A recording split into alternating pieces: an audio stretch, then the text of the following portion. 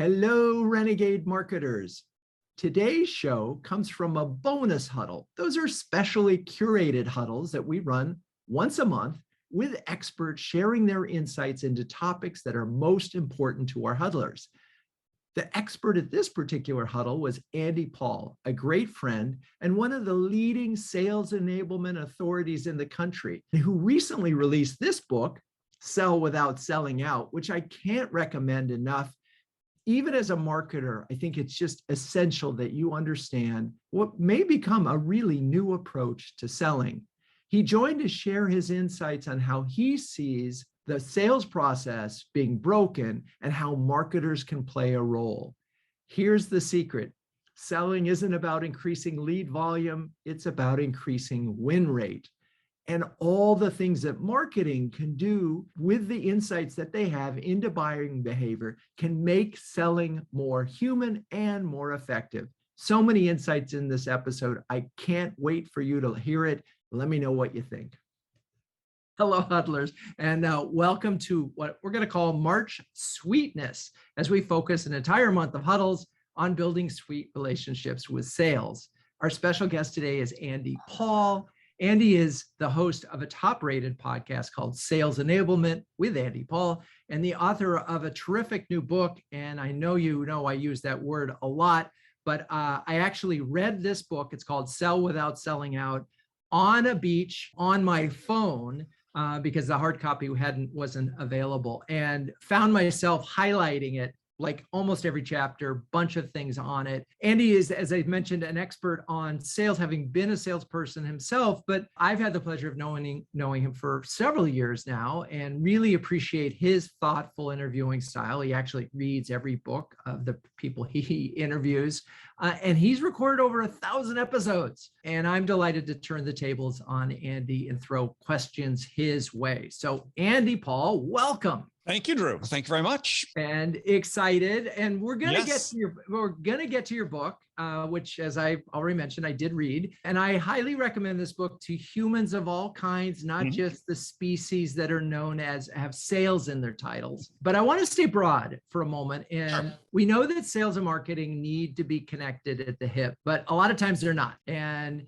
I want to channel all of those sales leaders that you've interviewed, and it's so many, who aren't aligned with marketing. And you hear that, you could just tell there's issues that they have. And maybe we could run down what you hear as the typical complaints that a CRO or head of sales might have with marketing. You run them down, and then we'll go through them one at a time and take it from there. Yeah, I have this might not surprise you, but I have sort of a contrarian view on that whole thing, which is that, sellers are basically looking for marketers to save them from themselves.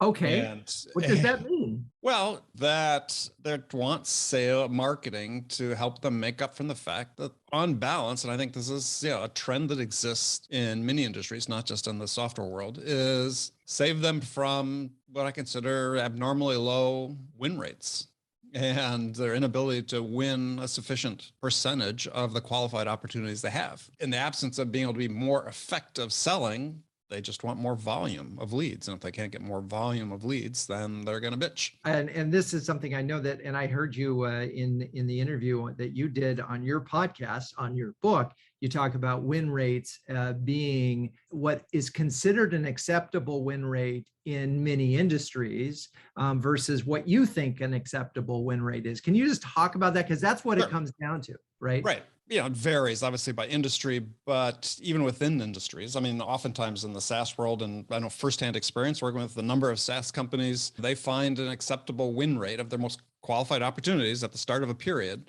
They might win 20% or 25% of those. And that's considered pretty typical.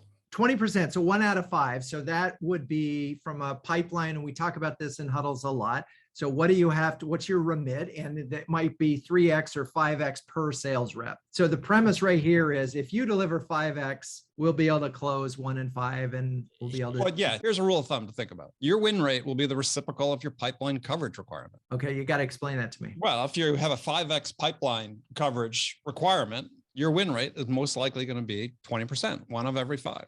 Oh, because if they only had 1 lead, they'd have to close it. Yeah. And if you find that if you've got a 9x coverage, as some companies do, or 7x, as their win rates are going to drop below 20%. And I would ask the question of anybody who says, well, hey, we've achieved product market fit. Can you really say that you've achieved product market fit if you can only win 1 out of 5 or 1 out of 4 of your most qualified opportunities? It's interesting because this thing got switched really fast to sales not being able to do their jobs. And I know that a lot of CMOs would like to say, well, sales isn't very good at what they do because they only close 1 in 5. But I want to go, and I think if we step back to your first statement, sellers are looking for marketing to save themselves from themselves. So in other words, if marketing was just better, then sales would be easier. Is that sort of the framework for this? No, I mean, I think that if you're in that situation where you have such low win rates, is somewhere there's a failure along the line, right? It could be failure to appropriately qualify the prospect. They just may not be a fit, right? Could be a failure to do appropriate discovery, as I talk about in my book, is to really understand what's most important to the buyer. Or what is, I think, happening most frequently is that the experience the sellers are creating for the buyer in their buying journey is one that does not either inspire or activate the interest sufficiently of the buyer to make a decision to buy from them. So the sales process that the most have, 1 in 5 or 1 in 9 or whatever it is flawed or broken or something. Now I'm thinking about the CMO for a moment, and I know that they're not going to want to be able to, they can't go to their sales guy and say, dude, you suck. Right. That's pretty certain. You can't build a relationship this way. And so I'm wondering, as we think about this problem, which is inherent, as you're describing it, there's some failures in the sales process. Part of it, I guess, would be helping them to identify it. But what would you have the marketers here do? They're putting the leads into the pipeline, and they're even sales qualified leads, or their opportunities.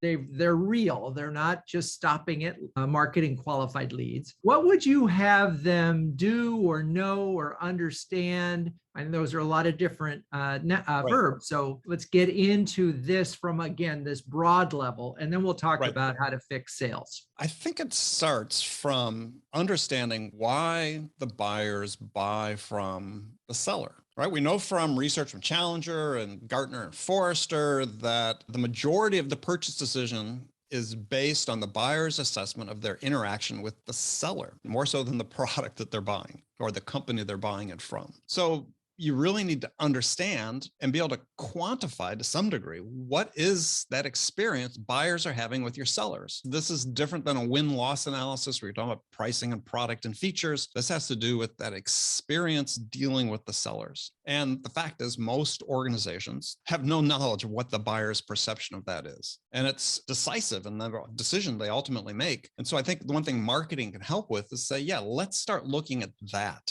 right? When I talk to sales leaders and they talk about, hey, we need to hire up some people, and these are the skills and attributes we need. And I'll say, well, have you ever asked your buyer what they need from your sellers, what they need your sellers to be? Right? Do they need to be an extrovert? Do they need to be a closer? Do they need to be all these attributes that sales leaders typically put on their job descriptions? And the fact is, no. What buyers need is what I summarize. They need curious, open-minded problem solvers. But I think marketing could help sales by saying, yeah, we're going to go out, we're going to talk to our buyers on a regular basis and create sort of like an NPS equivalent for how the buyers experience the sales process as their buying journey, right? If we're completely unmindful of that, how can we make decisions about, how to improve our processes, or sometimes even how, the opportunities we're targeting? Well, I'm going to put a big punctuation point on that, because this is sort of a different way of thinking about, so buyer NPS, just for focusing on that for a second, because that's it. I don't know too many companies. If you do this at your company, put it in chat, but I don't think there are that many who actually, in a sense, you're kind of rating that salesperson and the experience that they're delivering. Yeah, as I like to say, it is personal. It's not personal as in you're a bad person, but it's person as the person wasn't, the buyer's making a judgment about you and the value you brought to them to help them make their decision. And so, yeah, there are very few companies that do that. There's a company out of Austria, Vienna, called Alinea Partners, like the famous restaurant in Chicago, Alinea, run by a woman named Leanne Hobson. Actually, if everyone wants to tune into my podcast, Leanne's actually on my podcast, where we talk about this, because I read about the company and I thought, this is fascinating. This is what they do. They work with companies like Microsoft and others to be able to sort of assess and quantify what that buying experience is with sellers. It's not like the CMOs here don't talk to customers. They talk to customers all the time, but when they're doing it, what they're listening for is messaging and an insight that they can use to create campaigns or to get case histories and find ways of, if you will, using this customer to get another customer based on that. But they're not generally trained to assess a sales experience. Yeah, or a buying experience is what I call it. Or a buying experience, right. So yeah, so I think that's a function marketing could take on, and it's necessary. And what are some of the questions and things? What do we include in this? Let's write this thing right here. Why not? I should bring the Leanne Hobson on to talk about it. You can start with, just sort of identifying what, this larger premise. What value did you get from the sellers, right? So we know that from various surveys, and I have this in my book, is 80% of C-level decision makers say they see no value in their interactions with sellers. That's a pretty significant amount, right? Start with that. We want to dig down on that, right? What was missing? Why wasn't there value in this interaction? What were you expecting that you weren't getting? What do you need from the sellers at various points in time? Because I think the other thing that still goes along with this is that we're completely misaligned from a selling standpoint with the buyer and their journey, right? We still map out the sales journey as these linear stage-based processes that fit neatly into our CRM system, and they have no relevance whatsoever to what the buyer is going through. We've seen the Gartner spaghetti chart. Right, the spaghetti chart, right. So at the heart, there's these 4 jobs that need to be accomplished. I would hope that what we could do through assessing how the buyers experience this is we start getting data to start aligning this, right? So when we have these various touch points, and we understand the expectations the buyers have from sellers at those touch points, is that we can say, okay, we can do a better job. And so in the book, I'd simplify it for people to make it easier to sort of understand that, is to say, what is value in the context of a buyer? And what I argue, and I believe, is that value is, in the sales process, value is progress. So as a result of interacting with the seller, did I make progress toward making a decision? And that sort of becomes the benchmark for every interaction you have with a buyer. Was I able to enable the buyer to make progress toward making a decision? That's another area, I think, as we identify with these touch points and the lack of value that they receive from them, then marketing can work with sales to say, how can we better enable the sellers at these points in time to be able to help the buyer make progress? So I want to go back to that number of 80%. Say, are these people who actually purchased? So these are people at the end of the thing who purchased, or this is in general of all buying experiences, B2B buying experiences? This was, I believe it was a Gartner study that was done. I have the reference in my book. I forget the exact number. And value is progress. So to me, that gets us to sales enablement language and thinking about the tools that you can do, if it's the ROI calculator or some of these other things. You're shaking your head. What are we talking about when we say helping them make progress? Yeah. So think about the basic bargain that buyers strike with a seller. I'm going to invest some of my time and attention in you. What am I going to earn in return for that investment? It's that simple. So every time you interact with the buyer, they're investing time and attention in you. They have to earn a return on that investment. A lot of what they want, I believe, and my experience has shown, is that they want the help of a sales organization, a selling organization, to think more deeply and broadly about the problems they're trying to solve, and more deeply and broadly about the outcomes they potentially can achieve.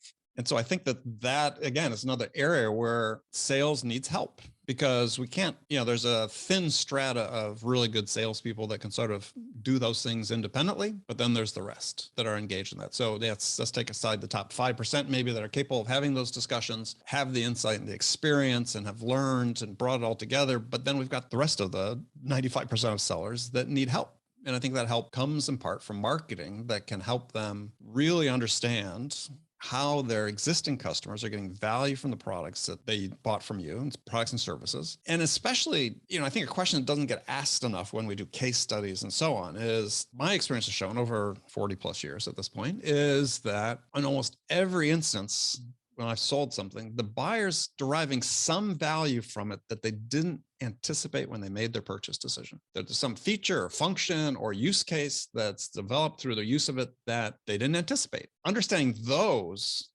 things, those become the valuable insights for sellers as they start to engage with buyers. Because then in my book, I talk about 6 different types of questions. You ask one of those being an insight question. And the insight question is, you're going to ask a buyer something about their business that you could reasonably expect them to know, but possibly they don't. So it becomes this great conversation trigger for beginning to explore with the buyer what the problems are and what they possibly hope to achieve.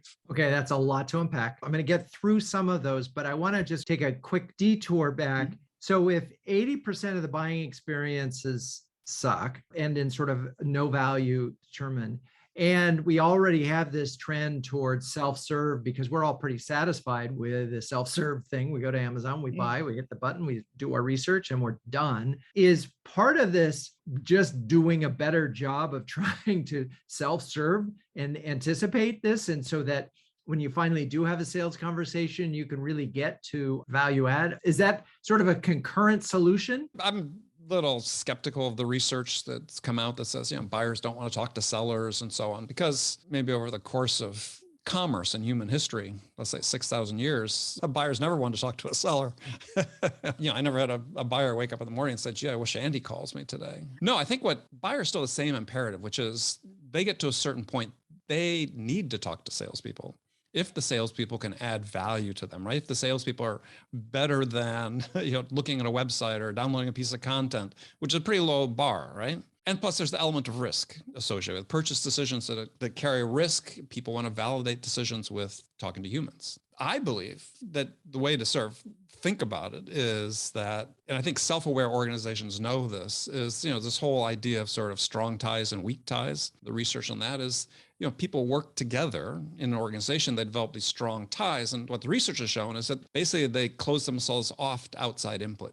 So the information they know is called redundant information. And so they really need people with weak ties to the organization, as in salespeople, to come in and help provide a different perspective about the problems they're trying to solve. And so I believe self-aware buying organizations know this intuitively, right? We need an outside perspective on what we're trying to do. That then becomes the opportunity for them to engage with sellers. If we continue down sort of the path I think we are on, we're creating an impetus for buyers to say, how much more of this can I do on my own? Because I'm getting no value from talking to these salespeople. We as sellers can be better, which is what I argue in the book.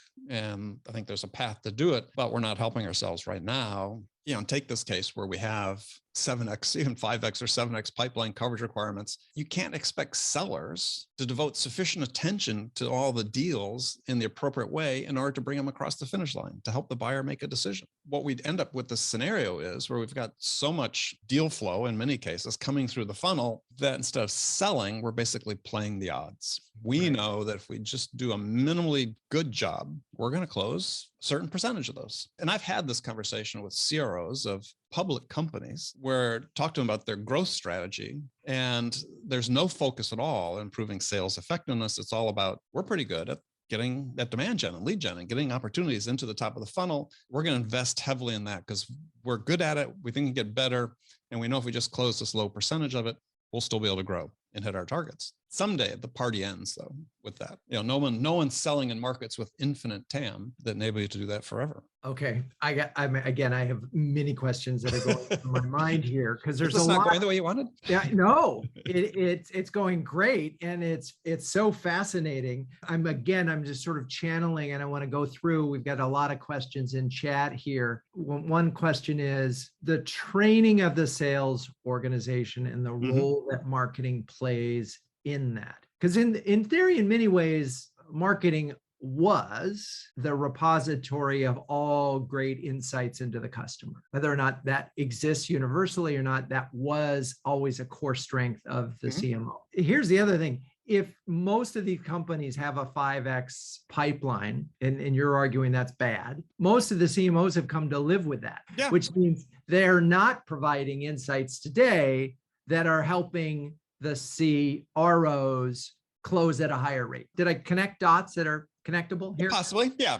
In some cases, yeah, I believe that's the case. Yes. Okay, so then we can then go to this question of, if CMOs aren't delivering the insights the salespeople can use to close at a higher rate, what do they need to do to get those insights? What are the things they should be thinking about? Maybe we need to go through the 6 different questions. Do they need to go on more sales calls? Are they listening into Gong? I mean, what is it that they need to do to make sure that they, have this understanding so that they can deliver the insights that will get us to 3x, which feels like 1 and 3 should be a reasonable thing, because then you could put more energy into it, right?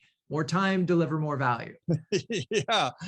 I mean, think about it. It really sort of starts with, and marketing doesn't always has some role in this. I don't know, is how the perspective we give sellers what their job is. And I think marketing does help with this somewhat. And so, because this gets into a topic you want to talk later about persuasion versus influence, is that if you ask most sellers, which I've done in public speaking, so I ask people to raise their hands, we do anecdotal surveys, but the vast majority of sellers think their job is to go out and persuade a buyer to buy their product. And I believe the job of a seller is to go out and listen to the buyer, to understand what's the most important things to the buyer in terms of the challenges they face and the outcomes they want to achieve, and then help them get that. Now, those are 2 different ways of looking at the world. One is you're a target and my job is to make you buy what I'm selling. So the other one is, let's really understand what's important to you and how can we help you achieve that? You use the word influence instead of persuade. Keep going.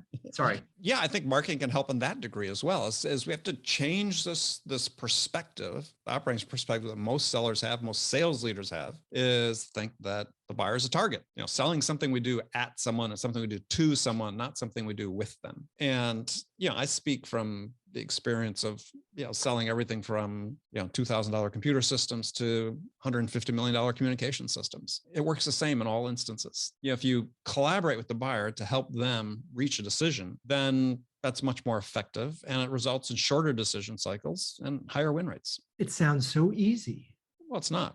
It's simple, not easy. Okay, it's simple, not easy. So, there's so many good chapters, and just the titles alone in your book. Chapter 5 is Death to Salesy. Why does salesy need to die, and how can marketers help here? Yeah. So salesy is those legacy, obsolete sales behaviors that buyers hate, that are legendary. The self-interested, pushy, persuasive, sleazy sales behaviors as they're perceived by the buyers. I find it interesting that we know these things don't work. They've never worked. They don't have any value for the buyer. They have no value for us as sellers. So why don't we just stop? We could stop today. We could go cold turkey today with those salesy behaviors, and we'd be no worse off than we are today. Getting back to the persuasion thing, as I reference in the book, this book by Jonah Berger, The Catalyst, a professor from Wharton, a book about persuasion, and had him on my show. And we didn't agree about everything that we talked about, but he has this research sites in the book that shows that as humans, we universally resist being persuaded. It's like we know this. And yet we fashion so much of our sales training and sales theology, if you will, around this idea of persuading people to do something. And it's just sort of counterproductive in most instances. Back to the idea about the salesy, just to wrap that up, is we're teaching people to be salesy. And the story, it's in the book, but it's one I love to use is the one question a buyer will never ask you, which is, hey, Drew, love your product, but I just don't think I can buy from you because you're not salesy enough. Could you be more salesy? Yeah, I could. Yeah. Okay. Yeah, right. It just has no value for anybody in the equation. And yet it really dominates sort of the sales culture these days. Yeah. I mean, anytime we talk about this, I just immediately go to the movie Used Cars. And I just think of the scene where the competition is who can sell it the fastest. And the one, I think it's Kurt Russell, goes up and says, as someone has just touched the car, arrived in the lot, and says, so can we write it up? That's not what we're doing here. I feel like part of this interesting conversation is the CRO will have to say, oh, 5X isn't good enough. Oh, we should be going for 3X. They're going to have to identify and have to agree with the CMO, because the CMO can probably find that insight. They're all trained. I mean, they're really good at finding insights that will help and think about this a little bit more. But at some point, the CRO has to say, you're right, it's a problem. You're right. That is the problem. In so many instances, it's the playbook that's become sort of the institutionalized playbook through, certainly in the software world, because this is how we do things. So if you're a CRO coming into a new situation and you're thinking about job longevity in any sense of the word, are you going to take a risk to try to change things up? Or you just say, well, I'm just going to try to do better at the crap we're doing, as opposed to trying to really transform things. Because what leeway do they have? Yeah, take somebody with some courage to go back to the board and CEO and say, yeah, I know you just brought me on, but we're going to change things up. We're going to have a down quarter, maybe two, but then the future is going to be much brighter. And I've seen and come across very few CROs that are willing to have those conversations. Interesting. In some ways, let's face it, if the CMO can get the salespeople to close at a higher rate, can help them to do that. Yes. It can help them if they can do that. That opens up a lot of other things, right?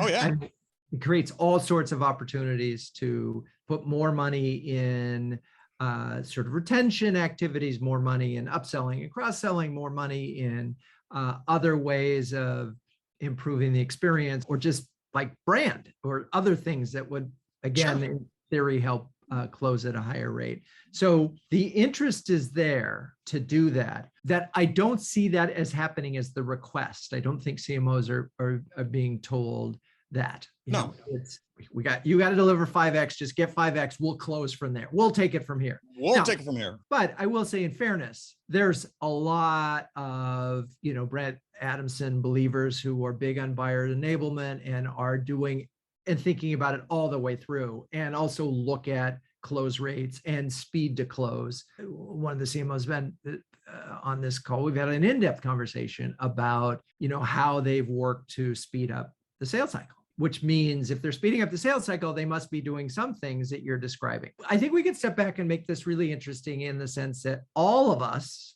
are doing sales one way or another. Right.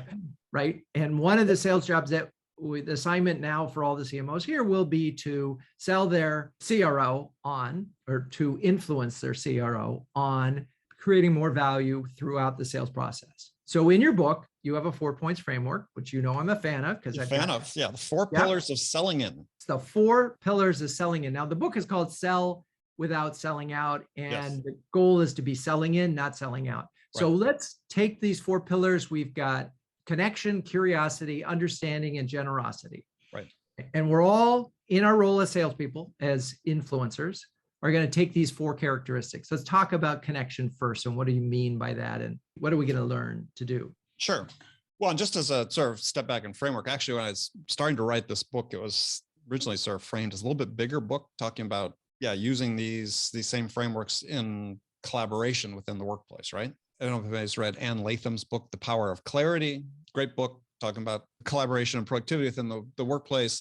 But she takes what we have known as knowledge workers and said, we need to reframe that. Actually, they're all interaction workers, because we get our job done by interacting with other people and through other people. So originally I sort of think it's a broader framework, but we decided to leave that for later. We'll come back to that. But in the meantime, it's about sales.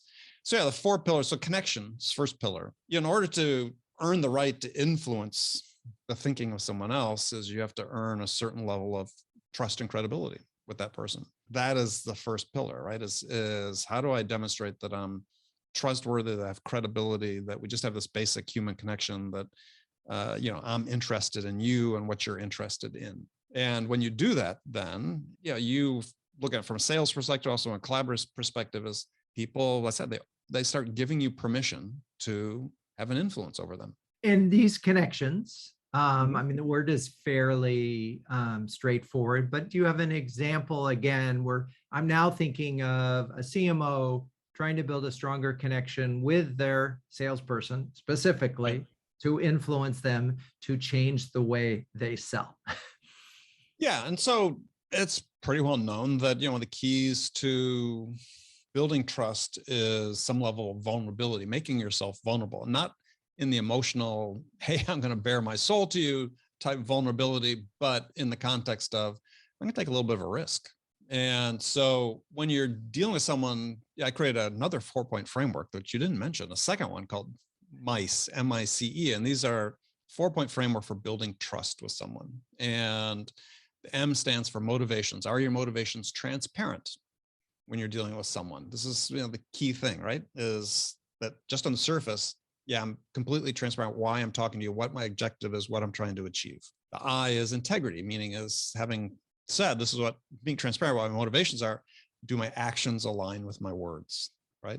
Or the famous Emerson statement, yeah, what you do speaks so loudly, I cannot hear what you say. So actions speak louder than words. The C stands for credibility. You have established a baseline of credibility around the topic you're discussing or interacting on.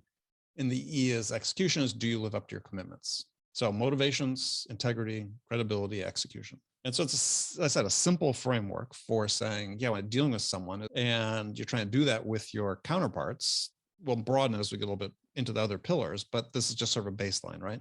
And so if you can sort of meet this, is then they open themselves up to say, okay, I want to learn more. Okay. Curiosity. Curiosity. Well, I mean, and just to draw sort of broader contrast with this whole selling out is, selling out, as talked about in the book, those are learned behaviors. No one comes out, pops out as an infant, pushy, persuasive, sleazy, whatever, maybe a little demanding, but not pushy.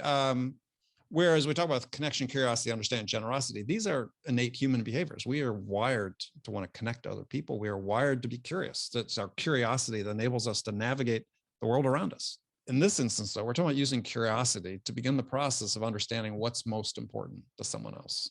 In the book, I talk about 6 different types of questions, category questions of questions, excuse me. We talked about the insight question before. My favorites I talk about in the book is what I call an impact question. And it's just a way to get people to start thinking in real terms about what's the impact of making a decision in real terms. Start quantifying, and not necessarily in dollars and cents because you're dealing with a colleague, but what is the impact on you? Because everything that you're going to ask somebody to do has an impact on them. And you to really understand what's important to them, you need to understand what these impacts are. The other sort of just important thing about curiosity is that the way you make yourself interesting to another person is to be interested in them. And just sort of basic law, human nature. What you are talking about in your book is being a human being. And that, that there's this notion when you become sales, you become a salesperson. It's like an alter ego. It's this character that you're playing. I just think it's so interesting. And I'm wondering if salespeople who've been doing this a long time, do you find that they sort of say, are you serious? Not so much. It's actually the questions you get more tend to be from sort of management level people saying, well, we've got a number to hit. How can we be human if we've got a number to hit? And I'm like, well, actually, this is how you hit your number more reliably and predictably is by being a human, because you can actually help the customer come to a decision point more quickly than if you're just pushing. Yeah, I have a hard time getting, because that's, they think you have to, they bought into the act that they think you have to be, and you don't. Well, it's funny because in many ways, marketing could benefit from being more human too, in terms of the way it communicates out into the world, particularly when it gets into speeds and feeds and not right. into benefits and insights. So there is an opportunity, equal opportunity for increased humanity, but it goes back to a question earlier and a question of rational versus emotional and how sales are. Do you have a perspective on, is the buying decision ultimately more rational or emotional, and what role does sales play in that? Yeah, so I talk about that at the end of the book. This is, sort of, again, a little bit contrarian, I think, but it's based on hard science, is that at the end of the day, buyers make a pretty rational decision. So the background is that people familiar with Herbert Simon, Nobel Prize winning economist, done a bunch of research on what he called the theory of bounded rationality. And he said that when people make decisions, everybody has 3 constraints: limited time, limited information, limited understanding.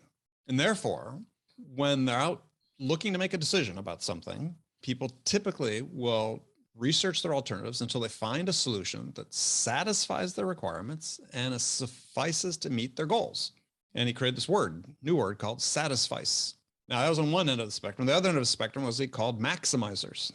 Maximizers are people that will evaluate every single alternative to ensure themselves that they made the absolute best choice. What Simon found is that what satisficers did is make what we call the good enough decision. And the first time this happened to me in my career is like, I was just confused. I was on this big system to this telecom company in Europe. Like about 2 months before I thought I was going to get the order, I got the order. And what happens is buyers say, look, the differences between products, especially these days, the differences between products are so slim. The marginal gain we'll get from investing more of our time to keep investing in evaluating alternatives just isn't there. This is good enough. Boom.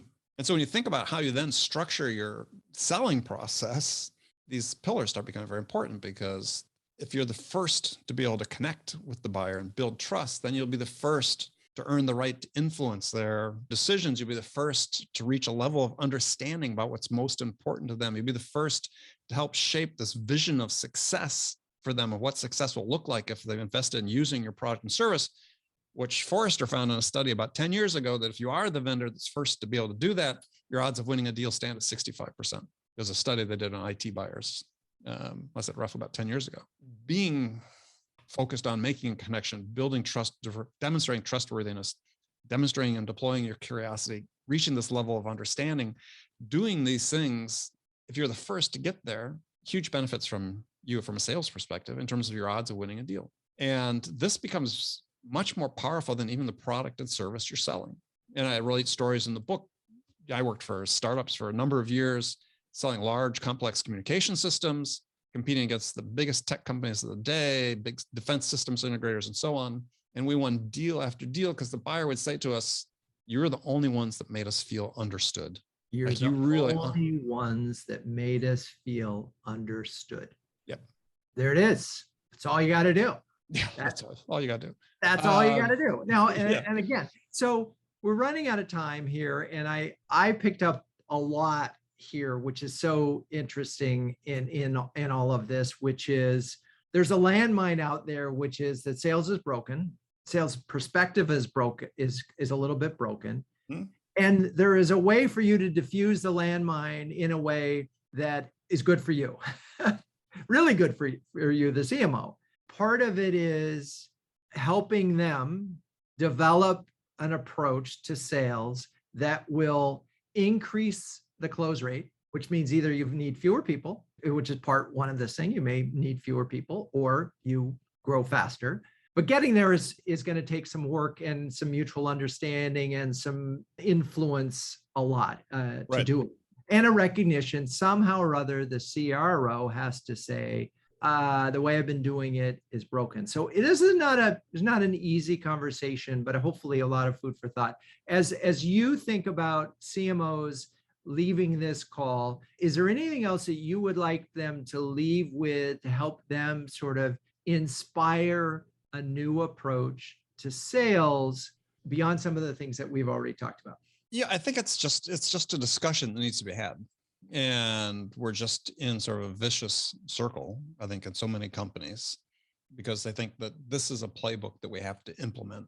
And the playbook is fundamentally broken. And it works for companies who hit a moment in time that, yeah, they do have that sort of magical moment. They're in the right place at the right time. What people have done is sort of attributed those companies' success to their sales process, as opposed to the fact that it's the right product for the right market at the right time. So this is a hard thing to break, but I think it starts with conversations at the executive level to say, look, we need to refashion what we're doing, right? That our path to growth doesn't have to come from just doing more of what we've been doing, but doing better of what we're doing. Because if companies could take win rates from 20s one year to 30 the next year, 35 the year after, and so on, trust me, it's a faster, more profitable route to growth than what they're currently doing. More fun. I mean, and more fun to fail. Well, and the thing is, that's another point. I know it's not the theme for here today, but yeah, I mean, there was a study that came out from uncrushed.org toward the tail end of last year about the mental well-being of salespeople. And not good. The picture wasn't pretty, but a lot of it is because they're all in these environments where what's considered acceptable is not good. Yeah, it's 80% failure rate. Right. I mean, And so if practice makes perfect, and you're only closing 1 of every 4 or 1 or 5 of your deals, what are we training our sellers to do? We're training them to lose. and it's so interesting. And I imagine, because this is would be a huge leap for folks. What I'm thinking about is, in theory, this is a testable proposition. You could create a skunk works of salespeople with your CRO to say, this group is going to try a different approach. And their goal is to get from whatever, if we're 5X today, or 1 in 5, we're going to get to 1 in 4. And here's how we're going to do it. And you could actually create a test with a partner who does a CRO. All right, well, we're out of time. But Andy, Paul, thank you for joining us. Where can people find you? So Sell Without Selling Out, Right. available, #1 new release in multiple categories, bestseller already on Amazon after a week. It's the moment for the book. Clearly there's a willing audience. People want to say, look, help us change what we're doing. So yeah, Amazon, wherever you want to buy it. People want to follow me on LinkedIn, pretty active on there. My podcast, Sales Enablement with Andy Paul, 1,036 episodes. And go to andypaul.com. We have a little assessment there, a little fun assessment. You can determine how salesy you are. Okay. All right. Not hugely scientific, but it is fun. So thank you, by the way. Well, thank you. It's been a lot of fun. All right. Well, if you've enjoyed this episode, I would encourage you to write a review, share it with a friend, give us a 5-star rating, any other things, or send me a note and just say, hey, Drew, love the episode. We really appreciate your feedback. I'm your host, Drew Neiser. And until next time, keep those Renegade thinking caps on and strong.